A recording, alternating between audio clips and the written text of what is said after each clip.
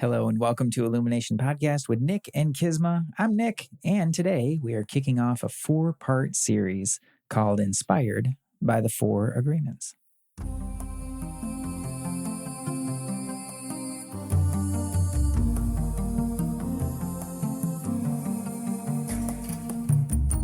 Hello and welcome to Illumination Podcast with Nick and Kisma, bringing you ancient wisdom for modern day success so that you can have the mindset to get your life and business set. As always, thank you for tuning in. And if you're new to the podcast, take a quick second to hit the subscribe button in iTunes, SoundCloud, or Stitcher.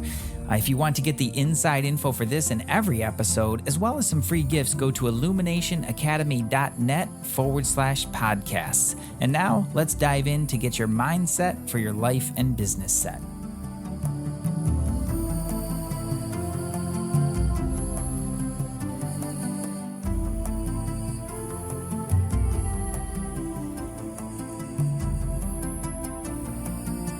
Hey there, Kisma. Hello.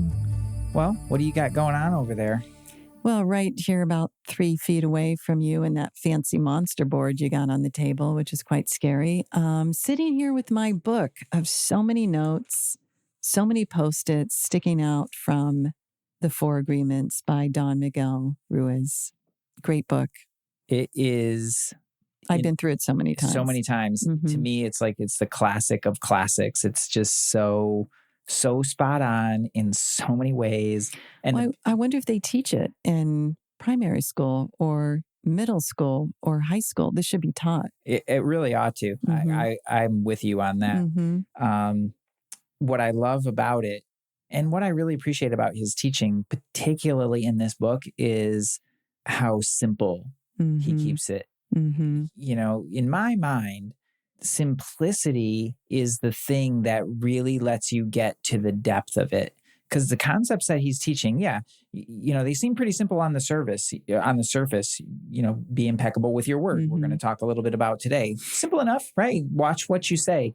But when you really start to dive into it, there is so much richness in it. And when you practice something like that with a real dedication, a real diligence, it is ridiculously powerful. Takes things to a new level, people. And that's why I keep going back to that book again and again and again. It comes up. It comes up in my coaching sessions with people and my healing sessions. It comes up in my own practice of like, man, you better watch that one. Exactly. Creeping up on you. So that's what we were going to do in the series, everyone, is today we're going to talk about the first agreement, be impeccable with your word. I'm going to read snippets of the book and we'll talk. We won't get through each chapter all on its own, but you'll see how it flows because we really want to talk about the energy behind it, what it's doing when you're all sorts of things. So it's magical. And I'm going to start with, he has a section called Prelude to a New Dream. And I just want to read a bit because it's so precious. He says, there are thousands of agreements you have made with yourself, with other people, with your dream of life, with God, with society, with your parents, with your spouse, with your children. I mean, that right there, I'm sort of like, whoa, there are thousands of agreements that we're making all over the place with all sorts of people and spiritual entities and beliefs. But the most important agreements are the ones you made with yourself. In these agreements, you tell yourself who you are, what you feel, what you believe, and how to behave. The result is what you call your personality. In these agreements, you say, this is what I am, this is what I believe, I can do certain things, and some things I cannot do. This is reality, that is fantasy, this is possible, that is impossible. Hands down, this is so true. It's what we talk about, Nick, like, is that a story in your head? Or whose voice is that? I think it's like, whose agreement? When did you make that agreement? Yeah. The way that I often say that is like, what is the decision that you made? Or did not make. Yeah, or did not. And continue to make. So, it is true. If you take these teachings, everyone, and go to that place of we as a human being are our first cause, right? Cause and effect. What we're putting out, we're bringing back. And so looking at all the agreements we make with ourselves and break with ourselves, all sorts of things, then we can start to see, oh, well, this is why I was so successful in this goal over here. Here's why I stopped. Yeah. It's an amazing display of the image that is looking in the mirror. I think absolutely. And sometimes it's a little easier to see these things, maybe not inside of ourselves, but outside of ourselves. And if you look at, he used the example there of relationships. Relationships are based on agreements, but unfortunately, a lot of those agreements are just made tacitly, or they're made unconsciously to do things the old way. Well, the way that you're doing things in your relationship is a result of those agreements. And I mean, we've seen this so many times where there's such a beautiful freedom in giving yourself permission to remake those agreements. Yes. And sure, if you're doing that with another person, you have to do that through conversation. You have to do that, through really heartfelt conversation and consciously making new agreements. So it's easy to see it like that. Now we're going to turn that inside. Right. Where it can get a little bit stickier. So get a little bit scary, everyone. Slow down when you start to go inward. A little bit scary. Dom Miguel goes on to say, one single agreement is not such a problem, but we have many agreements that make us suffer, that make us fail in life. Oh man, that sucks. Oh. If you want to live a life of joy and fulfillment, you have to find the courage to break those agreements that are fear-based and claim your personal power. Courage.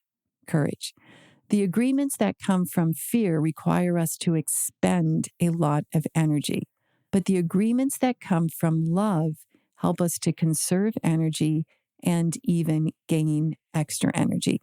That is so true. I mean, whether you're looking at decisions around health, life, money, business, job, relationships, when that desperation, fear, energy creeps in, like we just lose so much energy in whatever the agreement or that we're trying to make. If we think it's going in the right direction, it doesn't have the potency. This is important because so many of our decisions and our agreements are made out of fear, right?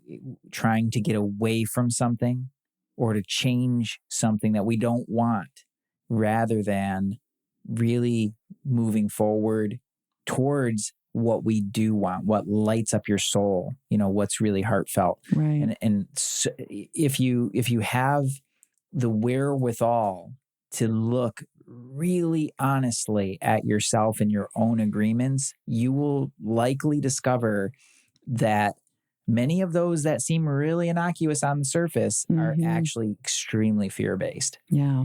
So it's a willingness to step into it. There's no wrong way, but if you're willing to step in, what's that quote that you always say about the amount of truth that you can tell yourself? It's Leland Val Vanderwall. It's like the amount of truth that you can see about yourself without running away.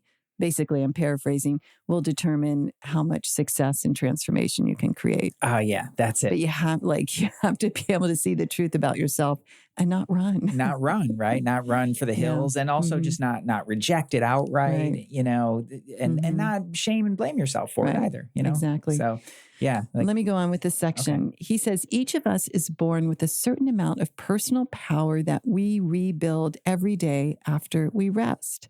Unfortunately, we spend all of our personal power first to create all these agreements and then to keep these agreements. Rare. Our personal power is dissipated by all the agreements we have created, and the result is that we feel powerless. This is such a representation of when we lose our power. Yeah. When we deny our power, when we deny the power from source coming through us. Yeah. And I think just to refine that just a little bit, because I know a lot of our audience is doing a lot of personal growth and things like that. It's not about, being powerless and being a victim like all over the place. You might not be doing that in a lot of places, but this is about looking into the areas where you might be. Right. That's the challenge of the work as you continue with it, is it starts to get into some finer, more subtle things. Right. We have just enough power to survive each day because most of it is used to keep the agreements that trap us in the dream of the planet. How can we change the entire dream of our life when we have no power to change even the smallest agreement? If we can see it is our agreements that rule our own life, and we don't like the dream of our life, we need to change the agreements. It's like, if you don't like looking at the mirror you're looking in, let's start to look at the image and the agreements. When we are finally ready to change our agreements, there are 4 very powerful agreements that will help us to break those agreements that come from fear and deplete our energy. Each time you break an agreement, all the power you used to create it returns to you. If you adopt these 4 new agreements, they will create enough personal power for you to change the entire system of your old agreements. Matrix, like, we're going to shift out. So good. You need a very strong will in order to adopt the 4 agreements. So get ready. The next 4 weeks are big, people. But if you can begin to live your life with these agreements, the transformation in your life will be amazing. You will see the drama of hell disappear right before your very eyes. Instead of living in a dream of hell, you will be creating a new dream, your personal dream of heaven. This reminds me of that saying that, I don't know who the philosopher, but heaven and hell is a state of mind. It didn't, I always associate that with Swamiji. He always said it. I don't know if he got it from someone else, but heaven and hell resides in your mind. Yeah, it's not a physical location. Mm-hmm. It's a state It's of right mind. there between the ears, everyone. Yeah. Wow. Yeah, it's so powerful. You think about, he referred to the dream of the world there, which is basically, if you haven't read the book, like, that's really just, it's the collective agreements that we've made. Like, here's how you behave in society. Here's the things that you do. Like, this is what a normal person is, you know? Or what we can see now is the collective consciousness, which is very fear-based, sadly, not an organic. This is not how it's supposed to be. Yeah. You know, it's interesting that you say that, because we were just talking about this the other day. I think we'd have so many more podcast episodes if we could just, like, flip on the recorder anytime, like when we're driving in the car. But anyway, where the collective will go towards the least common denominator. Right? It'll always default down to the least common denominator. And so the more that you buy into that collective dream of the world, the more that you're just part of that. Swirling around. Right? Part of the matrix, you know, more or less. But as you remake your agreements, like, that's how you unplug from the matrix. Like, you start to remake your agreements, and you don't have to remake the agreements of the world. You just remake the agreements for yourself. Right. Yeah. That's what he's saying through the whole thing, which is so powerful. So let's take a look at the first agreement, which is be impeccable with your word. And we're going to just grab bits of it and talk about it. The first agreement is the most important one. And also the most difficult one to honor. Well, just throwing it right at us there, Don Miguel.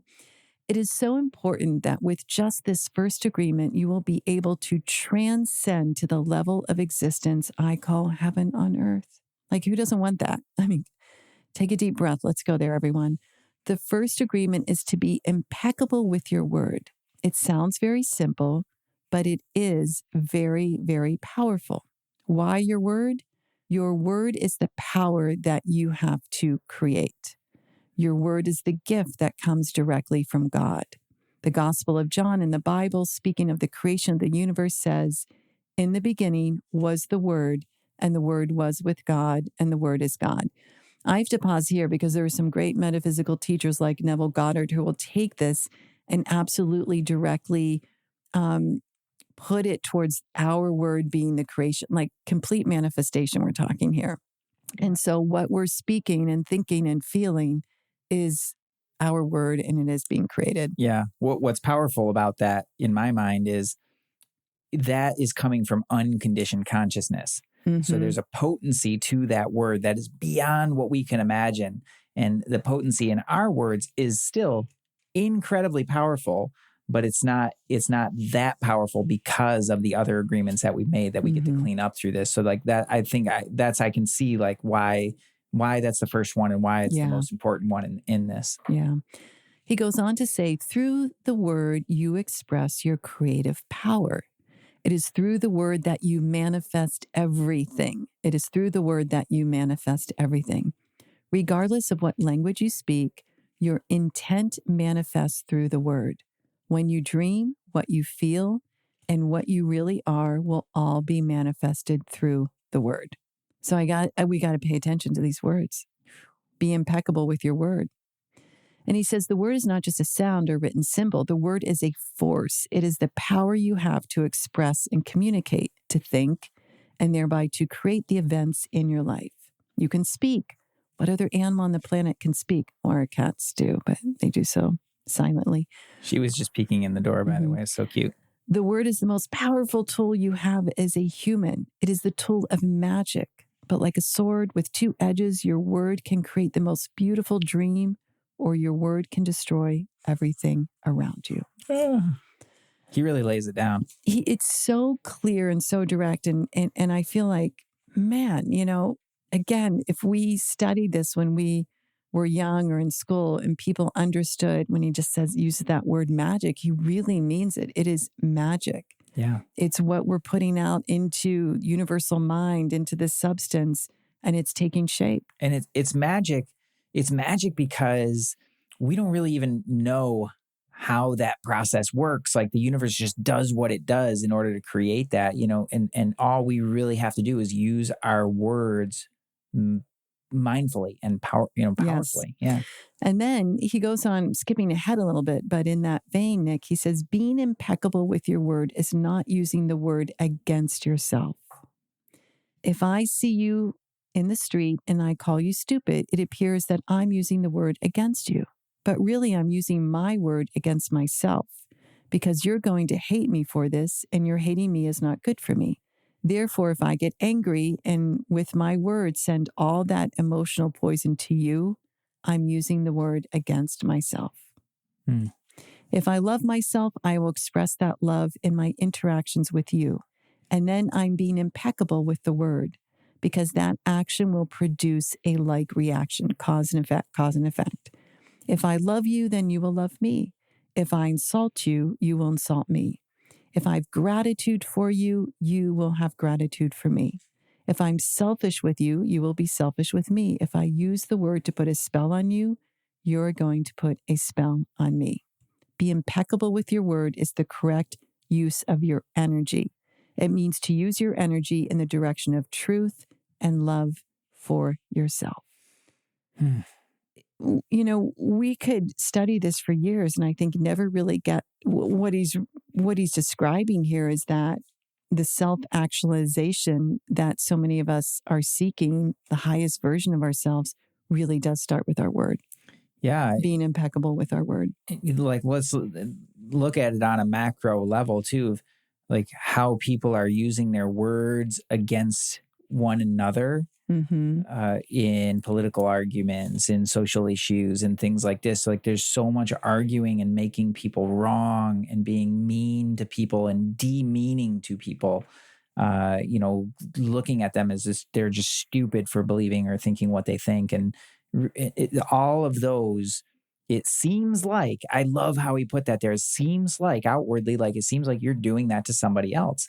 You're always only ever doing it to yourself. You are doing it to someone else and to yourself, like times 10. Yeah. Like, I think we have to understand we're putting that stuff on someone else. That is a wound, but it's coming back. Yeah. That's where people don't understand the lack of objectivity or not having their intellect in play, and they put something or they blame the world or whatever. It's just going to come back. You can see though how it blows up so fast, right? Because it becomes that feedback loop. Right. Well, speaking of, and just a little bit ahead in this chapter, he says, gossiping has become the main form of communication in human society. Oh, no. It has become the way we feel close to each other. This is really interesting. People often bond through gossip because they're kind of coming in this resonant vibration of, well, we might not be the celebrities, but if we gossip, we feel important. Or it's really weird. It has become the way we feel close to each other because it makes us feel better to see someone else feel as badly as we do. Oh, I know. That's so sad. There's an old expression that says misery likes company, and people who are suffering in hell don't want to be all alone. Fear and suffering are an important part of the dream of the planet. They are how the dream of the planet keeps us down. Yeah. Can you talk more about this dream of the planet thing? I mean, that's speaking to that least common denominator kind of thing, and the fear around it.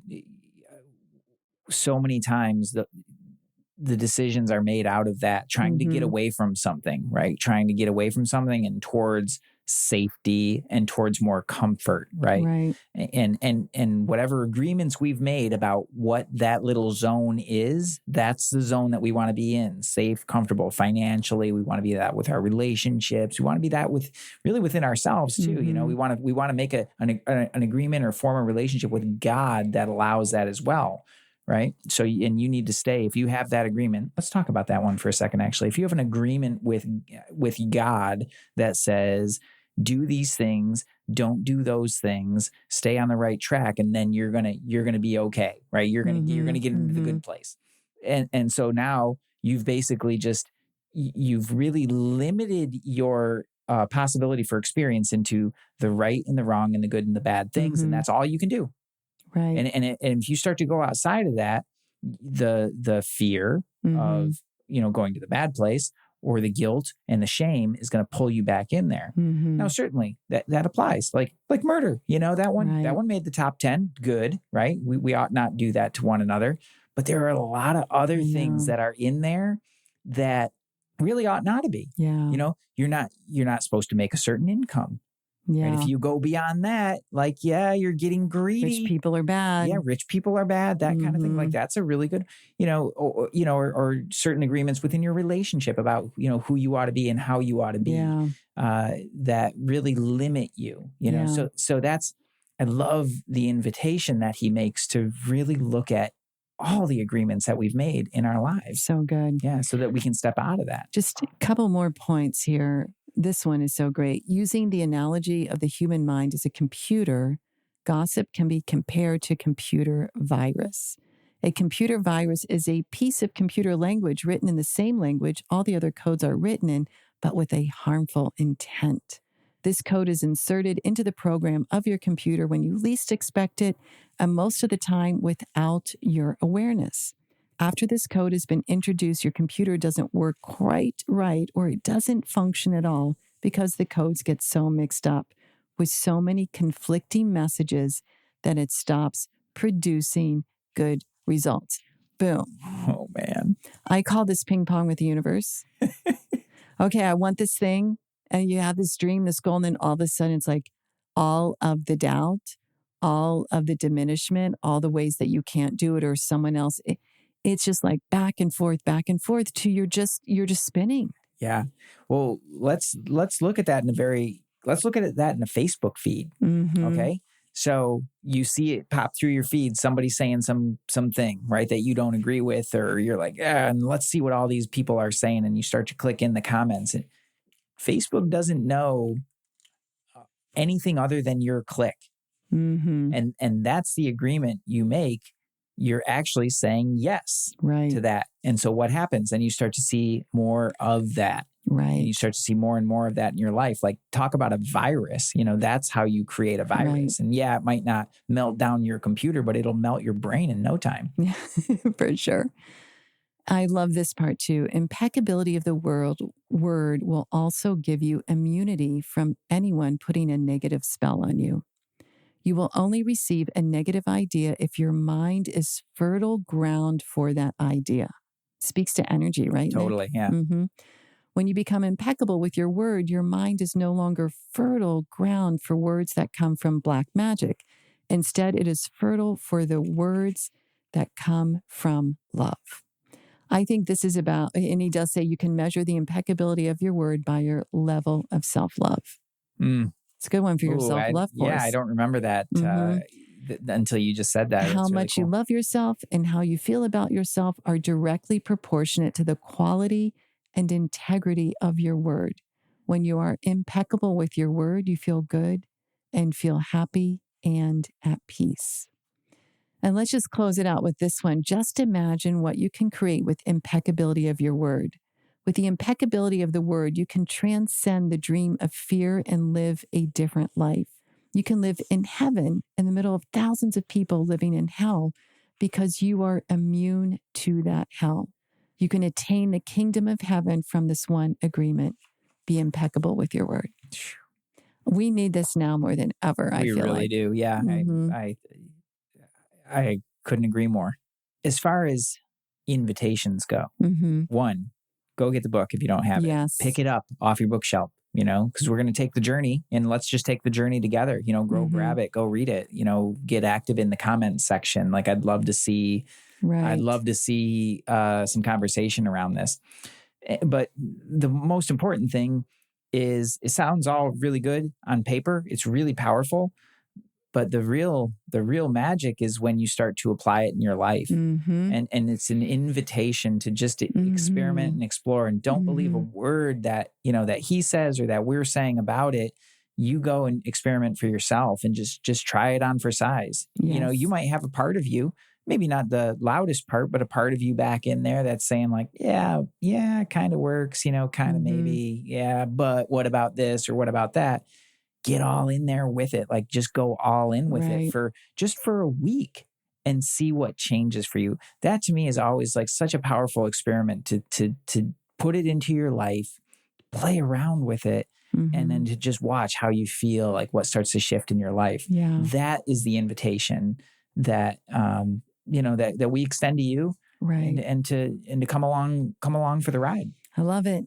Can't wait to do more. I can't wait. Thanks, Kisma, for bringing this one up. This was Kisma's idea, everybody. Yeah. We are Illumination Podcast with Nick and Kisma, and share this episode with people that you feel could really benefit. I mean, don't go tell them they're not being impeccable with their word, but, just like, hey, here's a great listen. Yeah, exactly. Yeah. Hey, I thought you might like this. And we will be back next week with some more of the 4 agreements.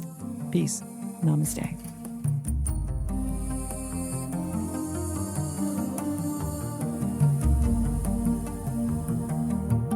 Hey, thanks for jamming with us today. And if you enjoy Illumination Podcast, please go ahead and share it with someone you love.